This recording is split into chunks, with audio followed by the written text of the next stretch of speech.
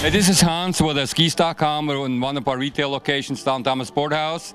And who's joining me today is Mark Abma, who is, like me, a foreigner, Canadian big mountain rider. Mark, where do you live? I live in Whistler, which is, still in my opinion, one of the finer places to live. And I look forward to going back home every time. So we might disagree because I was living in a place called Verbier, and the nickname is called Whistler on steroids. But Mark, obviously you know big mountain skiing is getting pretty big out there, but it's obviously not an Olympic sport, and I know you have some connections to an Olympian that's pretty close to you. Yeah, my fiance is a two-time mogul Olympian, and I love the Olympics, man. It's like one of the greatest sports spectacles to take part of, and our last Olympics in Vancouver was the greatest experience ever. It was super fun. Cool, so you spent quite a bit of time there. You went to see some of the events? Yeah, I was there for the whole 2 weeks, actually, and watched some hockey, some speed skating, some mogul skiing, of course, and some pipe. It was, it was amazing. So, what's your favorite ski? I'm on the Rocker 122, and it's a ski I ski on 90% of the time. Ski of choice, even when it's a little bit more soft, hard packed snow, you can still ski them? Oh yeah, you can definitely still ski them. But if it's hard pack and I'm going to be skiing some park, then I'll hop on the 108. And it's a really nice, light, nimble, poppy ski, and I love playing around on that thing.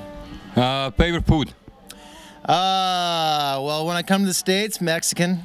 When I'm back home, sushi. Yeah, I just kind of go with the flow, and usually try to get the best of wherever I'm at. Whatever looks good, right? Yeah, exactly. How about what kind of boots do you ski on? I'm skiing on the Ghost, and I love it. It's a super solid boot that gives me all the torsional strength I need and the confidence I need for landing bigger cliffs. How about summer sports?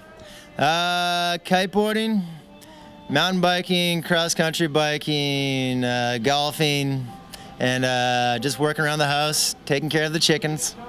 That's what I heard. You have a pretty interesting setup. I just saw a FaceTime with Mark Abma on ESPN. What's the scoop about your living arrangements?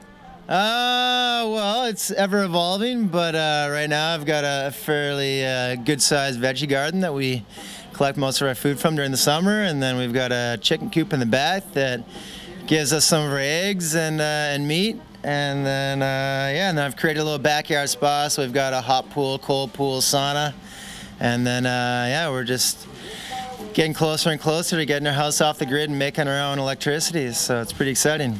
Good. I also heard an interesting thing about your truck. Yeah, I think most trucks will run either on diesel or on gas, but yours runs on something a little different. Yeah, I go around to the local restaurants and I get their old deep fry that they're throwing away in the back, and I take it home and I clean it up and then I dump it in my truck, and she runs like a dream on it.